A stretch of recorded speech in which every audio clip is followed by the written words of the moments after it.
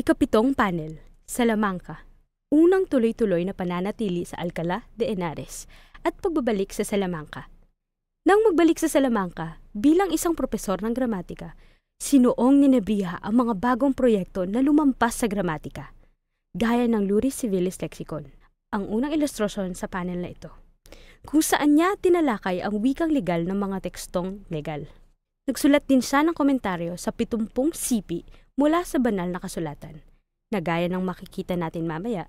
Ito ang naglagay sa kanya sa panganib ng banta ng ekskomulgasyon mula kay General Inquisidor Diego Deza kung hindi niya aabandonahin ang proyekto.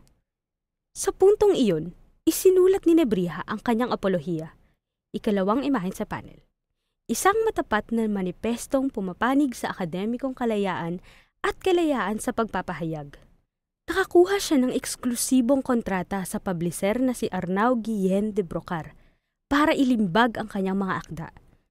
Kaya mga bagong edisyon ng Introductiones Latinae, kituwang ni Kardinal Cisneros, sinimulan niya ang isang edisyon ng Polyglot Bible.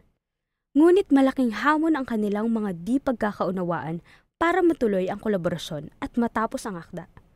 Sa pagitan ng 1,508 at 1,513, naglakbay si Nebrija paroot parito sa pagitan ng Salamanca at Alcalá de Henares, hanggang sa wakas ay magbalik siya sa kanyang sinilangang Sevilla.